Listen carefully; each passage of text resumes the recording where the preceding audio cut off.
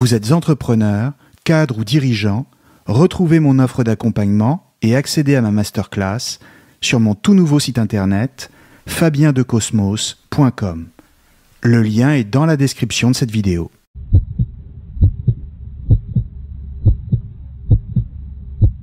Bonjour à tous et bienvenue sur Cosmos. Nietzsche était un penseur antisémite. Nietzsche était nationaliste, pangermaniste et xénophobe, voire nazi. Nietzsche, enfin, était misogyne. Il est mort fou, et ce n'est que justice.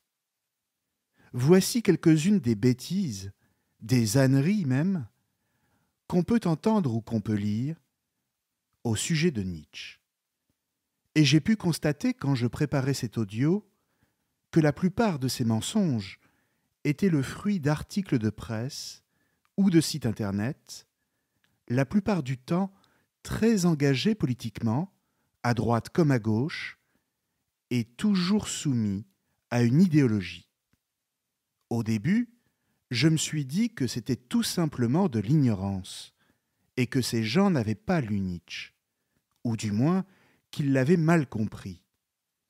Et c'est toujours possible de mal comprendre un tel penseur, puisque ce qu'il dit est toujours formulé de manière métaphorique et ouvert à une multitude d'interprétations.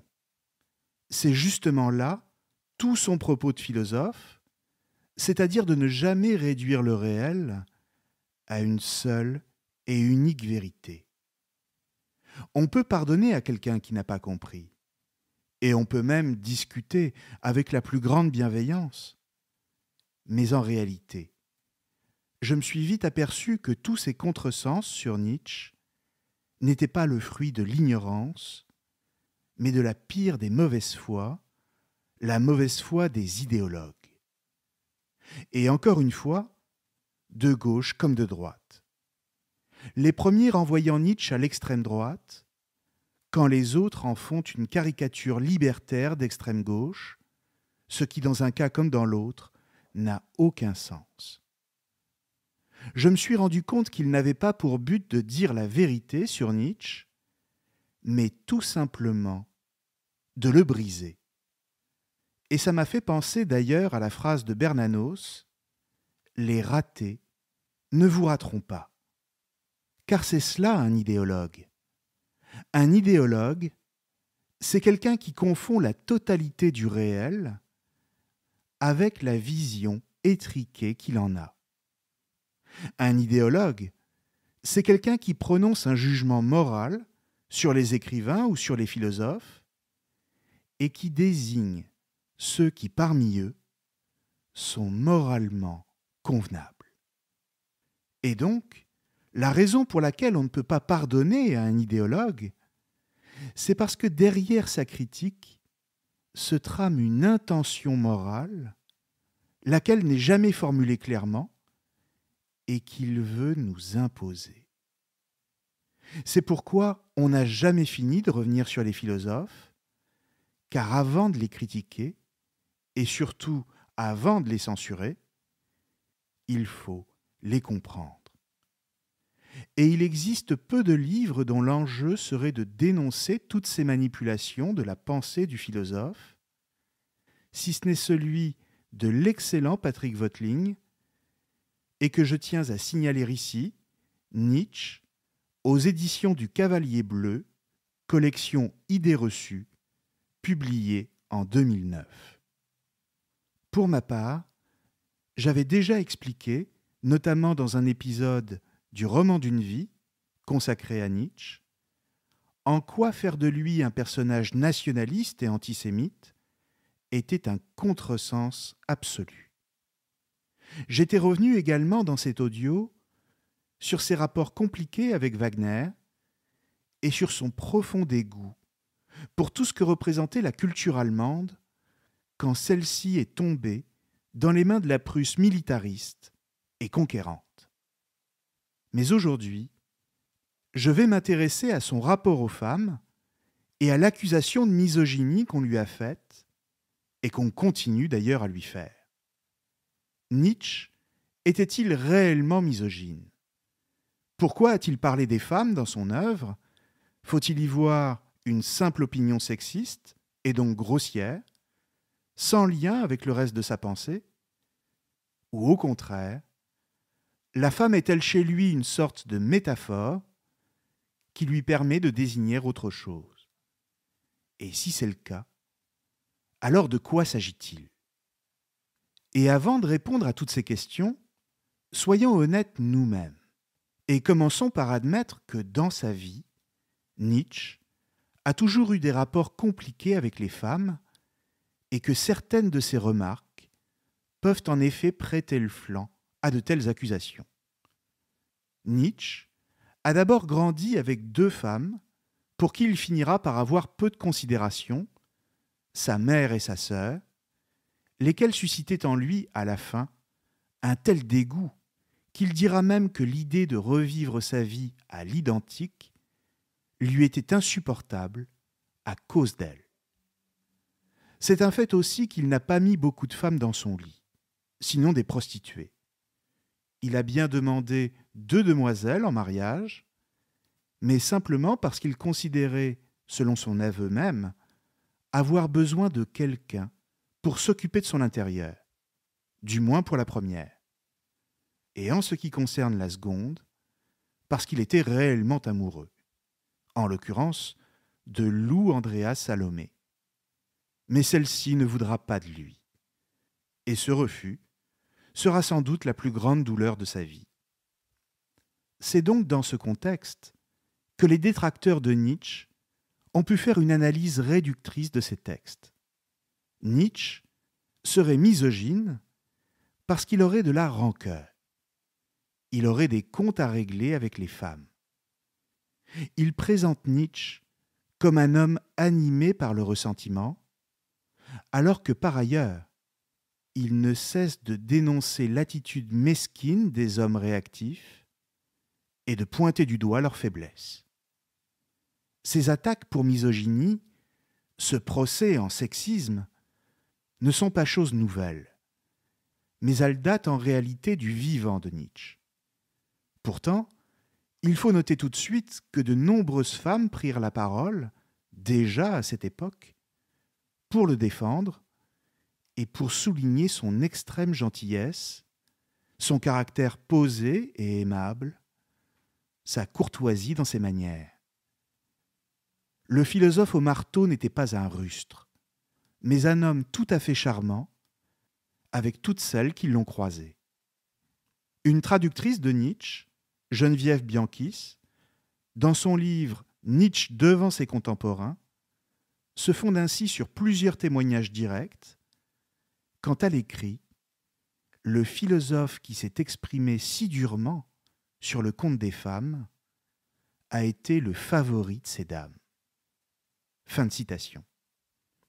Patrick Voeteling, dans le livre que j'ai cité tout à l'heure, cite lui-même le texte de Geneviève Bianchis, ainsi que la première traductrice de Nietzsche en langue anglaise, Hélène Zimmern, laquelle rapporte dans la biographie qu'elle consacra au philosophe une anecdote dont elle fut elle-même le témoin direct. La scène se passe à Sils Maria, en Suisse, en 1886, où Nietzsche avait l'habitude de séjourner.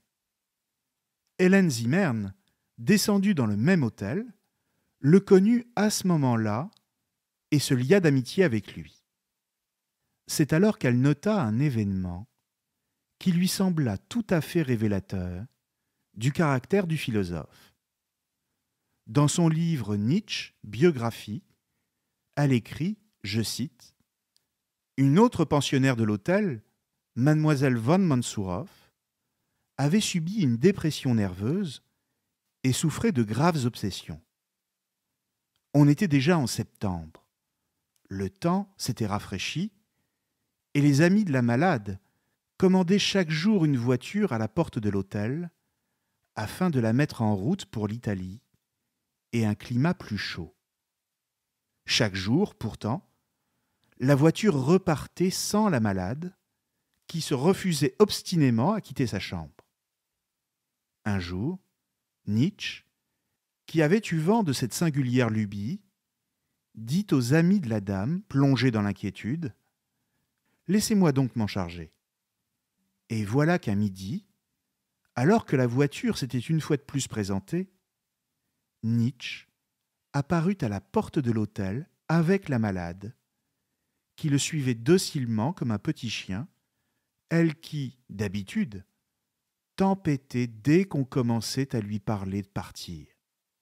Aucun de nous ne sut jamais comment Nietzsche s'y était pris, certainement pas, en tout cas, avec le fameux fouet. Fin de citation. Je précise ici que j'ai moi-même trouvé ce texte dans le livre de Patrick Watling. Grâce lui en soit rendue, une fois de plus. Pour ce qui est du fameux fouet, dont Hélène Zimmern parle à la fin du texte, j'aurai l'occasion d'y revenir tout à l'heure. Pour l'instant, on voit en quels termes une femme qui a connu Nietzsche directement et en personne s'exprime à son sujet. En clair, si Nietzsche réussit à convaincre la jeune femme de partir pour l'Italie pour se soigner, c'est parce qu'il a su montrer de la douceur et de la patience quand toutes les personnes qui la connaissaient déjà n'étaient pas parvenues à la convaincre et à calmer son caractère. En réalité, ce genre de témoignage n'est pas un cas unique, et il tente à nous montrer la véritable personnalité du philosophe. Il nous dit que l'apparente brutalité des textes de Nietzsche envers les femmes ne reflète pas exactement son attitude.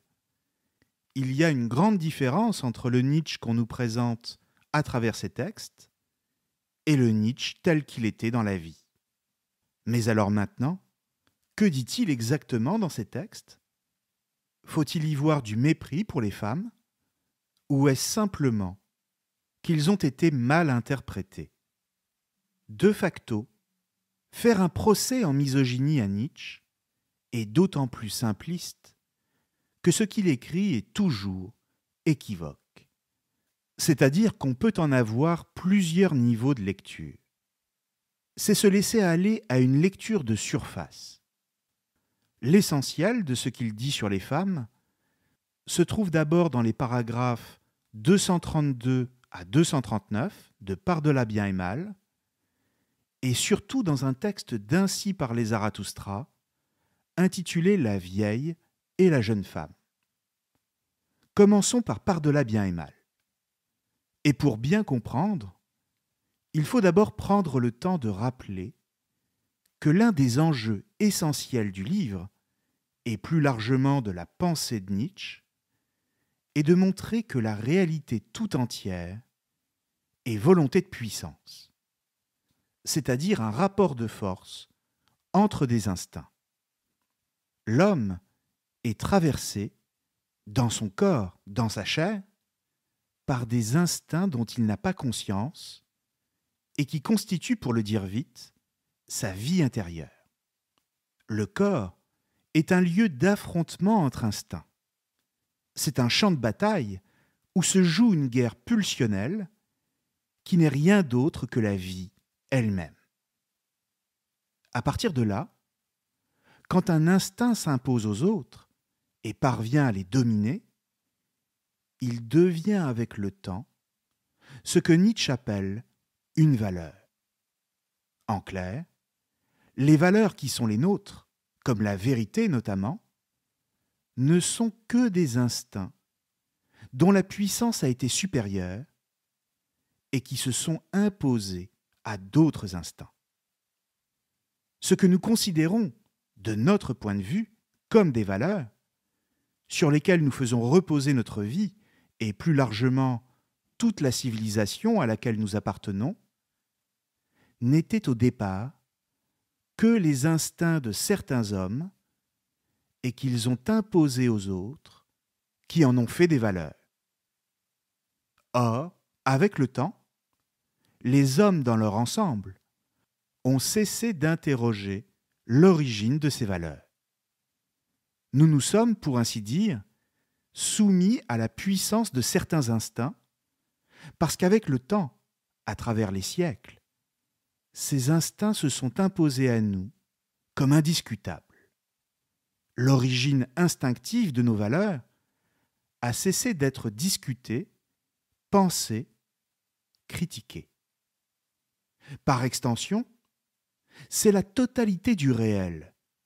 Les institutions politiques, par exemple, l'art, l'histoire, la culture en général, qui est devenue la manifestation extérieure de notre vie pulsionnelle. Tout notre héritage culturel est ainsi le produit de nos instincts. Toute culture est toujours le résultat d'une guerre entre instincts. C'est le produit d'une certaine volonté de puissance, dit Nietzsche, et qui prend une forme précise dans le monde à travers une civilisation et à une époque donnée. La volonté est créatrice. Elle crée des formes culturelles. C'est pourquoi, pour comprendre ce qu'est la volonté de puissance, il ne faut pas se demander ce qu'elle veut, ce vers quoi elle tend, mais plutôt ce qui veut dans la volonté de puissance. Ou si vous préférez, quel est l'instinct qui domine à un moment donné la volonté de puissance et lui donne son orientation. Qu'est-ce qui parle à travers elle? Quel instinct? Si l'instinct qui domine les autres, c'est l'amour de la vie, alors c'est que l'homme est en grande santé. Mais en revanche, si l'instinct qui domine les autres est celui d'un détournement par rapport à la vie, comme c'est le cas notamment avec les idéaux absolus et la recherche de la vérité, alors c'est que l'homme est malade. Il se détourne de la vie et tente de la justifier par un idéal extérieur à elle. En clair, sa volonté de puissance s'est retournée contre elle-même, elle est devenue mortifère. Or, le problème pour Nietzsche est précisément que les hommes, depuis environ 2500 ans, sont animés par un instinct de cette sorte, en l'occurrence, celui de la vérité. C'est pourquoi Nietzsche n'est pas exactement un philosophe comme les autres, parce qu'il ne cherche pas la vérité, mais à la place de cela, il questionne le besoin que nous en avons. Pourquoi avons-nous besoin de la vérité? Qu'est-ce que la vérité, si tant est qu'elle existe, peut bien apporter de plus à la vie? Bien sûr, il existe des vérités dans le monde, et Nietzsche ne dit pas le contraire. Mais simplement, il demande pourquoi avons-nous besoin de faire de cet instinct de vérité la plus haute de nos valeurs? Qu'est-ce qui parle à travers ça? À quoi cela renvoie-t-il en nous? Qu'est-ce qui, en nous, a tant besoin de fonder l'existence sur le sol stable, immuable et éternel de la vérité en soi? Quelle est cette volonté de puissance qui se détourne de la vie, laquelle, en elle-même, n'est jamais que mouvement, instabilité et devenir? Bref, Nietzsche explique qu'à partir du moment où l'on comprend le principe actif, pour ainsi dire, à l'origine de la forme prise par la volonté de puissance, à un moment donné, à une époque donnée, alors l'ensemble du réel devient intelligible. On peut tout comprendre.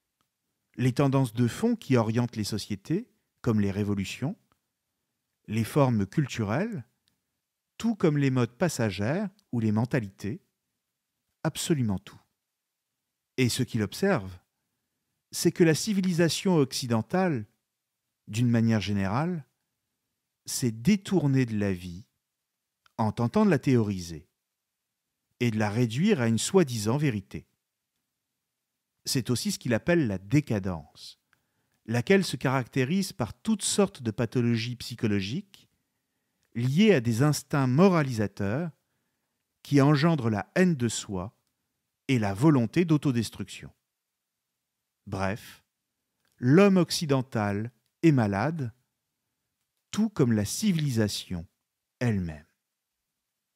Or, dans ce contexte, Nietzsche ne cesse de souligner qu'il y a une supériorité de la femme sur l'homme. Comprenons bien ici que Nietzsche est un penseur du principe féminin. Et quand dans ses textes il parle de la femme, c'est dans le but de valoriser ce qu'elle représente en tant que principe, à savoir l'instinct vital. La femme, pour lui, c'est le principe qui permet à la vie de se renouveler. C'est donc le principe de la grande santé. En revanche, ce qu'il critique, ce sont certaines femmes, en l'occurrence, celles qui pensent comme les philosophes et qui donc réduisent la vie à un concept, à une soi-disant vérité absolue. On comprend donc que les femmes qui sont dans le viseur de Nietzsche, ce sont d'abord les femmes intellectuelles de son époque, et qu'il nomme d'ailleurs explicitement, à savoir Madame de Staël, Madame Roland et George Sand, et ensuite par extension les féministes. Et cela parce que ce qui domine en elles, selon lui, c'est l'instinct du ressentiment, de la réaction et de la morale, mais ce n'est plus celui de l'affirmation de la vie. Il constate que ces femmes sont animées par une haine viscérale de tout ce qui, en elles, les ramène à la nature. Pour ainsi dire, les féministes combattent instinctivement, au nom de leur émancipation, ce qu'il y a de plus instinctif dans la femme. Elles sont une modalité du retournement de la volonté de puissance contre elle-même. Ce qui est à l'œuvre en elle, c'est une volonté qui se nie elle-même. Bref, une volonté malade. Nietzsche est, de ce point de vue, sans pitié pour le courant féministe de son temps. Il y voit un abandon de ce qui fait la supériorité de la femme, c'est-à-dire en clair sa capacité à porter la vie et à faire des enfants. Alors bien sûr, on peut se dire à bon droit que c'est insupportable, parce que cela revient à dire que le seul rôle des femmes, c'est de faire des enfants. Mais comprenons bien que pour Nietzsche, ce qui est vraiment réducteur, c'est plutôt de faire de la femme un homme comme les autres, avec une formation intellectuelle, un travail et des opinions politiques. Parce que c'est justement cela qu'il considère comme l'origine de la bêtise de son temps. Rien n'est plus idiot à ses yeux qu'un homme qui croit tout savoir sur tout parce qu'il a fait des études, qui se donne un air important sous prétexte qu'il a une occupation professionnelle et qui parle de politique avec un air entendu, comme s'il avait tout compris. Nietzsche ne cesse de répéter à quel point l'homme de la modernité le dégoûte, lui semble grossier, vulgaire et stupide. Ce qui est réducteur pour lui, c'est donc de faire de l'homme un modèle pour la femme, et donc de la séparer de son instinct vital pour lui faire jouer un rôle en société comme à un animal domestique. D'ailleurs, il explique que ce sont les hommes eux-mêmes qui veulent que les femmes deviennent comme eux, qui veulent les modeler à leur image. D'abord pour effacer la part de mystère et de crainte qu'elles leur inspirent, et in fine, pour mieux les dominer à travers de nouvelles formes de hiérarchie. En réalité, pour Nietzsche, ce sont eux les vrais misogynes. Selon lui, que les femmes aient un travail, ce n'est pas du tout un progrès, mais une régression et une domestication qui sont elles-mêmes le résultat de la société bourgeoise et industrielle. Laissons-lui la parole ici. Nous sommes au paragraphe 239 de Par-delà bien et mal. Je cite : « Là où l'esprit industriel a vaincu l'esprit militaire et aristocratique, la femme aspire désormais à l'autonomie financière et juridique d'un commis. La femme commis est en faction à la porte de la société moderne qui est en train de s'édifier. Alors qu'elle s'empare de la sorte de nouveaux droits, aspire à devenir le maître et inscrit le progrès de la femme sur ses drapeaux et banderoles, c'est l'inverse qui s'accomplit avec une netteté terrifiante. La femme rétrograde. Depuis la Révolution française, l'influence de la femme s'est amenuisée en Europe dans l'exacte mesure où se sont accrus ses droits et ses titres. L'émancipation de la femme apparaît comme un curieux symptôme de l'affaiblissement et de l'usure croissant des instincts les plus souverainement féminins. Il y a de la stupidité dans ce mouvement, une stupidité presque masculine, dont une femme accomplie, qui est toujours une femme intelligente, devrait avoir profondément honte. Et un peu plus loin, que signifie tout cela, sinon un effritement des instincts féminins, une déféminisation. Fin de citation. Alors maintenant, entrons un peu dans le détail. Quant au début du texte, Nietzsche parle de l'esprit industriel. Il désigne à la fois la bourgeoisie triomphante et le capitalisme du XIXe siècle. C'est dans ce contexte que la femme aspire à la libération par le travail, ce qui fait d'elle un commis, c'est-à-dire une employée subalterne, et que donc on peut asservir facilement.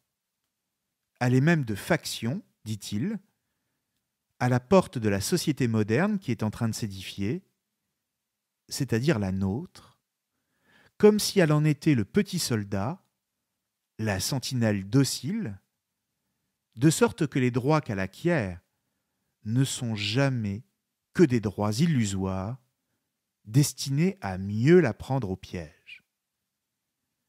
La stupidité que Nietzsche y voit, ce n'est pas celle de la femme elle-même, car une femme accomplie est toujours intelligente, dit-il. Il n'est donc jamais question pour Nietzsche de dire que les femmes ne sont pas intelligentes et que pour cette raison, elles n'ont aucun rôle à jouer, ce qui serait tellement grossier que cela n'aurait aucun intérêt d'ailleurs. La stupidité dont il parle, c'est celle d'un mouvement général de la société qui consiste à croire que s'émanciper par des droits, c'est forcément acquérir plus d'égalité et plus de liberté. Or, pour lui, ça serait beaucoup trop simple. Et sans doute, bon nombre de femmes aujourd'hui peuvent se reconnaître dans ce que dit Nietzsche, car même avec des droits, l'égalité et la liberté ne sont pas forcément assurées. Mais au-delà de ça, le drame, selon lui, c'est que ce mouvement s'accompagne de la perte de l'instinct féminin, et donc de l'instinct de vie. Les femmes deviennent tout aussi nihilistes que les hommes, et donc elles sont elles aussi malades. Ce qu'il observe dans le mouvement féministe, c'est donc une autre modalité du nihilisme qui lui est contemporain. L'instinct de vie a cédé la place à un autre instinct, celui d'une égalité mal comprise, et qui consiste à dissoudre le féminin dans le masculin. En clair, à faire de la femme un homme comme les autres.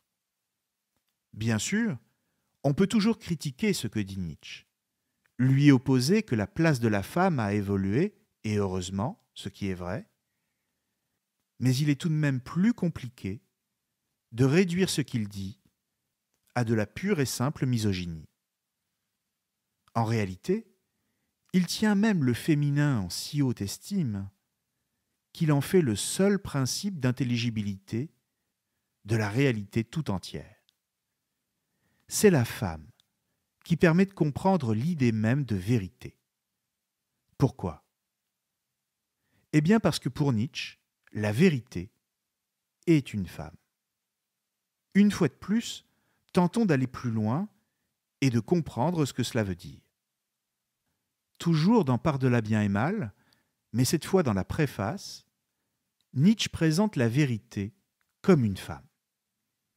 Il écrit dès les premières lignes, je cite, « À supposer que la vérité soit femme, eh bien, n'est-on pas en droit de nourrir le soupçon que tous les philosophes, pour être dogmatiques, ne comprenaient pas grand-chose aux femmes? Que l'abominable sérieux, les gauches assiduités avec lesquelles ils eurent coutume jusqu'à présent de poursuivre la vérité, furent des moyens malhabiles et inconvenants pour entreprendre une jeune personne. Ce qui est sûr, c'est qu'elle ne s'est pas laissée séduire, et le dogmatisme sous toutes ses formes se tient aujourd'hui l'air pantois et découragé, si toutefois il tient encore debout. » Fin de citation. Là encore, comprenons bien que Nietzsche s'exprime par métaphore et par analogie. La vérité, en tant qu'idéal absolu, est une femme, courtisée par de nombreux galants. Ces galants, ces amoureux transis même, ce sont les philosophes qui tentent d'obtenir ces bonnes grâces, c'est-à-dire que la vérité se dévoile enfin à eux. Mais le problème, explique Nietzsche, tout en s'amusant ici, car il est évident qu'il se moque d'eux, c'est que les philosophes s'y sont mal pris. Ils sont gauches et malhabiles, selon lui, incapables de séduire une jeune personne comme la vérité, laquelle est fascinante, mais qui se refuse toujours à eux. Ils lui courent après, mais elle s'échappe toujours au dernier moment et les laisse pantois, la bouche ouverte, dans une sorte d'impuissance. Pourquoi ? Eh bien parce qu'ils n'ont rien compris à la manière dont il fallait l'aborder. Notons ici tout de même qu'il est assez cocasse pour Nietzsche de se laisser aller à des leçons de séduction, lui qui a eu si peu de succès avec les jeunes femmes, mais passons. Si les philosophes avant lui n'ont pas réussi à saisir la vérité, saisir, le mot est juste, c'est parce qu'ils se sont montrés dogmatiques. Qu'est-ce que cela veut dire ? Eh bien simplement qu'ils ont fait d'elle un idéal, encore une fois. Et le résultat, c'est que, ayant placé eux-mêmes la vérité à un niveau si élevé, ils se la sont rendue, littéralement, inaccessible. Là est tout le problème de l'amoureux transi, quand il courtise une jeune fille qu'il place au-dessus de tout, c'est qu'elle ne peut plus s'intéresser à lui. Elle ne le regarde même pas. Pour le philosophe, c'est la même chose. Quand il cherche la vérité, qu'il comprend comme un idéal absolu, il pose lui-même les obstacles qui l'empêcheront de l'atteindre. C'est pour ça qu'elle ne s'est pas laissée séduire, dit Nietzsche. Comprenons bien que ce qui est vraiment intéressant pour lui, ici, ce n'est pas de se demander ce qu'est la vérité, mais pourquoi nous en avons tant besoin. Pourquoi les philosophes, et plus largement les hommes dans leur ensemble, ont-ils besoin de la vérité ? Qu'est-ce qui, en eux, veut le vrai ? Eh bien, tout simplement, le besoin de quelque chose de fixe et d'assuré. Un besoin de stabilité dans une vie qui elle-même n'est qu'un devenir permanent. En clair, en dessous du besoin de vérité, ce que Nietzsche découvre, c'est un instinct de peur. Le mouvement de la vie leur fait peur. Et c'est pourquoi ils cherchent à le stabiliser en passant par un idéal de vérité. En d'autres termes, le besoin de vérité témoigne d'une profonde faiblesse. C'est leur faiblesse qui veut la vérité, qui l'appelle au secours. Cette quête de vérité est le symptôme de cette faiblesse, on pourrait même dire de cette impuissance, et évidemment, rien de bon ne peut sortir d'un tel état maladif. Notons au passage que c'est ici la définition même du nihilisme pour Nietzsche, c'est-à-dire non pas une absence d'idéal, mais au contraire un excès d'idéal, dans la recherche duquel on passe à côté de sa vie et même on la méprise, on la rabaisse, précisément parce qu'on en a peur. Nietzsche débusque les véritables intentions qui s'affirment et qui se font entendre derrière les beaux discours. Il décèle le fond véritable de la volonté. En ce sens, le bel idéal de la vérité n'est toujours pour Nietzsche d'un arrière-fond de mensonge. Elle est une illusion qui a prospéré sur le terreau fétide de la peur et de l'impuissance. Mais est-ce que cela veut dire qu'il faut pour autant se passer de toute vérité? Non, c'est simplement qu'il faut la considérer autrement. Si la vérité est femme, alors il faut adopter une autre attitude avec elle. Mais alors, quelle attitude exactement? D'abord, on a compris que pour Nietzsche, si la vérité est femme, c'est parce que, comme la femme, elle est mystérieuse et insaisissable. Imprévisible comme un animal sauvage, elle se dérobe toujours quand on s'imagine être sur le point de la découvrir. Simplement, si la vérité est femme, et si l'on veut se donner une chance de la faire enfin se dévoiler, il va falloir cesser d'être faible. Mais qu'est-ce que cela veut dire exactement, pour Nietzsche, de cesser d'être faible avec cette femme qu'est la vérité? Rassurons-nous tout de suite, il n'est pas du tout question d'être machiste. Une telle interprétation l'aurait sans doute fait rire, tellement elle est grossière. Et il est encore moins question de se montrer violent. Bien sûr que non. Cesser d'être faible, c'est tout simplement cesser de considérer cette femme qu'est la vérité comme un idéal absolu, unique et éternel. Cesser d'être un amoureux transi devant l'inaccessible et donc cesser de la désirer à ce point. Ne plus en avoir besoin pour justifier notre existence. Et dès lors que ce besoin d'une vérité absolue prend fin en nous, on s'aperçoit que l'existence recèle 1001 petites vérités, éphémères et périssables, qui certes sont soumises aux caprices du temps, mais qui ont au moins le mérite de pouvoir être saisies, puisqu'elles font partie de la vie.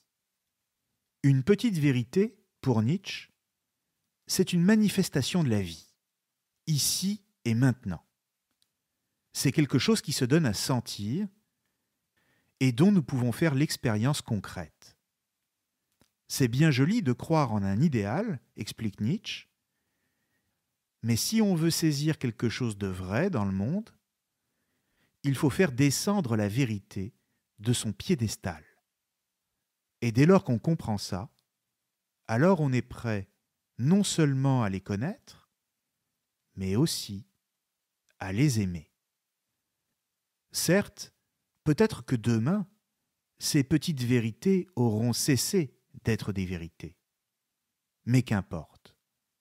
C'est vrai, les petites vérités sont mortelles. Mais ne le sommes-nous pas nous-mêmes?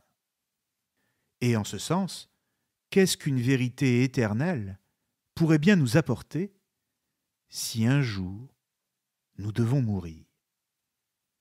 Mieux vaut des vérités qui passent, c'est-à-dire qui sont comprises dans le temps, mais qui, à ce titre, sont vivantes. derrière ça, ce qui se joue pour Nietzsche, c'est donc rien de moins qu'une redéfinition du philosophe, lequel n'est plus en quête d'une vérité unique et éternelle, qui lui échappera toujours, mais plutôt celui qui cherche à semer des petites vérités pour en tirer des fruits, lesquels seront comme des nourritures dans l'existence. Ces petites vérités dont parle Nietzsche sont toujours beaucoup plus riches et plus fécondes que tous les grands discours des philosophes, parce qu'elles constituent les trésors que la vie elle-même a à nous offrir. Elles sont plus fécondes parce qu'elles ne sont jamais fixes. Elles renvoient toujours à une multitude d'interprétations. Elles sont légères. En clair, les petites vérités sont des petites pensées en mouvement. Et quand nous en découvrons une, nous la portons en nous, comme si nous en étions enceints, pour ainsi dire, car elle n'est pas finie, encore moins définitive, mais au contraire, elle est en gestation, c'est-à-dire toujours porteuse d'autre chose qu'elle-même. Ou pour le dire encore autrement, nous portons ces petites vérités de la vie jusqu'à ce qu'elles nous transforment et ensuite qu'elles donnent naissance en nous à d'autres petites vérités, et cela tout simplement parce que la réalité de la vie est multiple.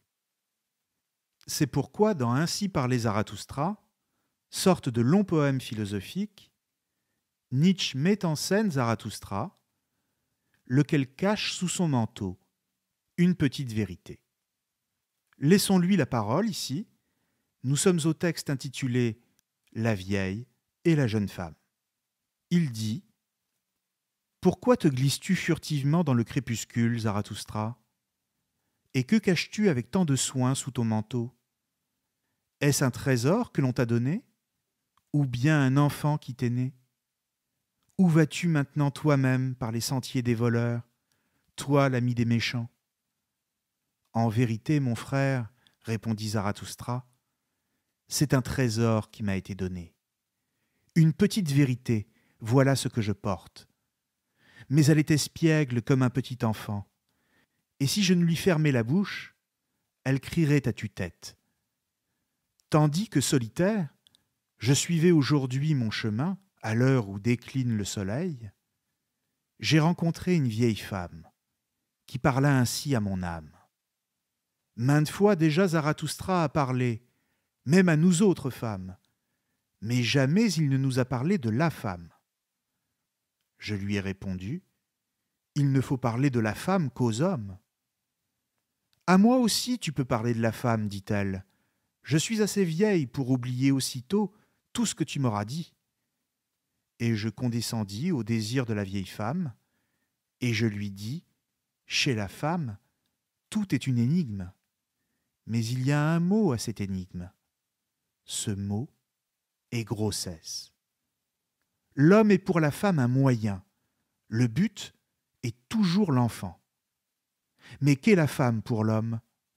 L'homme véritable veut deux choses, le danger et le jeu.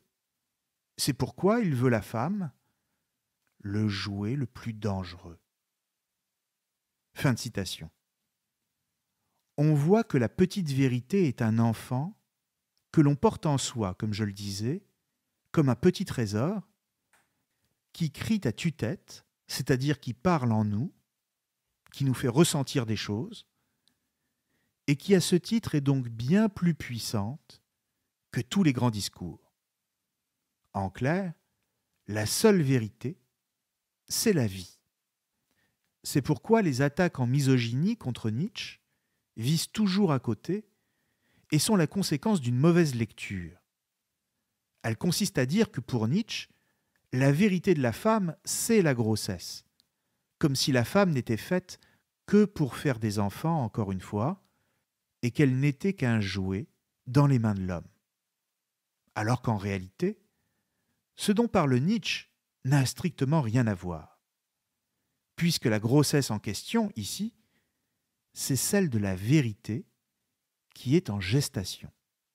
Et si c'est un jouet dangereux, comme le dit Nietzsche, que l'homme désire, c'est parce que cette vérité comporte toujours un risque pour celui qui la découvre. Mais les attaques les plus sévères vont venir de ce que dit Nietzsche ensuite, toujours dans le même texte, mais un peu plus loin. Je cite, « Et il faut que la femme obéisse et qu'elle trouve une profondeur à sa surface. L'âme de la femme est surface, une couche d'eau mobile et orageuse sur un bas-fond. Mais l'âme de l'homme est profonde, son flot mugit dans les cavernes souterraines. La femme pressent la puissance de l'homme, mais elle ne la comprend pas. » Fin de citation. Même chose ici. Certains penseront que pour Nietzsche, seul l'homme est capable de profondeur et que la femme est superficielle. Mais comprenons bien qu'à ses yeux, justement, s'il n'y a pas de vérité absolue, c'est qu'il n'y a pas non plus de profondeur. La vie est surface et rien d'autre. C'est une succession d'apparences. Ainsi, cesser de jouer à celui qui cherche de la profondeur et accepter la superficialité des choses, c'est donc faire preuve d'une profondeur bien plus profonde, si j'ose dire. C'est ce qu'il appelle par ailleurs être superficiel par profondeur.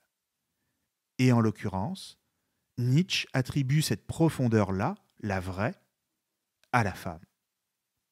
C'est la femme qui est vraiment profonde pour lui et qui, à ce titre, ne comprend même pas l'agitation de l'homme, dont l'âme mugit dans les cavernes souterraines, comme il est dit dans le texte.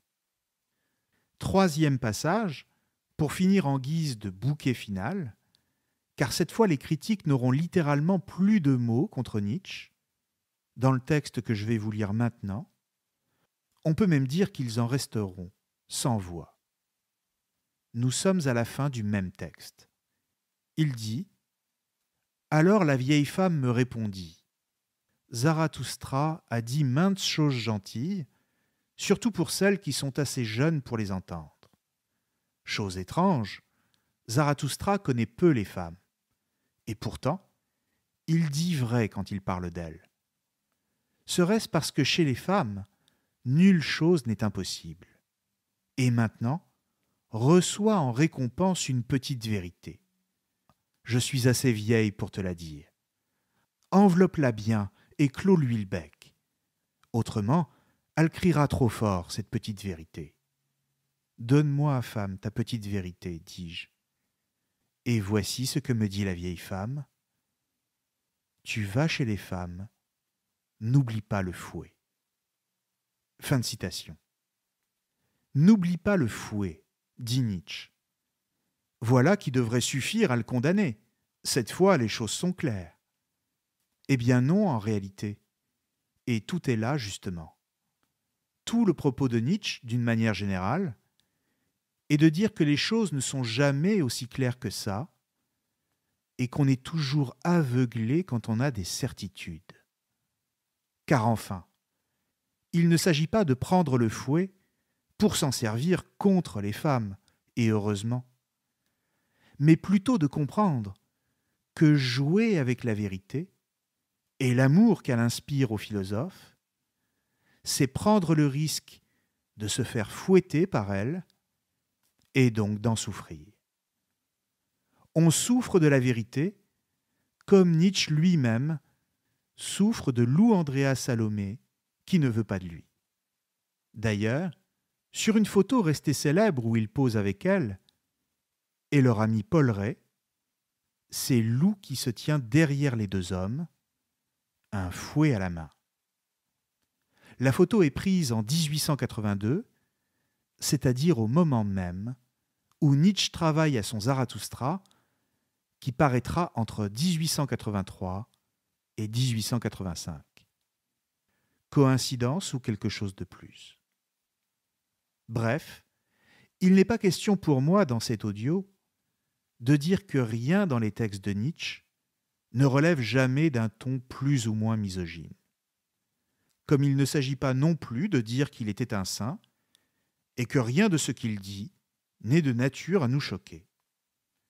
Tout livre de philosophie, et même tout livre en général, doit toujours nous choquer un peu. Mais c'est simplement que Nietzsche n'était pas lui-même misogyne. Et que l'attaquer sous cet angle, c'est non seulement faire un mauvais procès, ce qui n'est pas très grave en soi, mais c'est surtout distiller le poison de la moraline et des soi-disant bons sentiments dans l'esprit de ceux qui, ne l'ayant pas encore lu, ne sont pas armés pour le comprendre. C'est gâcher sous de faux prétextes ce que Nietzsche a à nous dire, ce qui pour le coup est malhonnête. Merci à tous et à très bientôt sur Cosmos. Si vous voulez en savoir plus sur mon accompagnement philosophique, n'hésitez pas à visiter mon tout nouveau site internet fabiendecosmos.com et à visionner ma masterclass. Tous les liens sont dans la description de cette vidéo.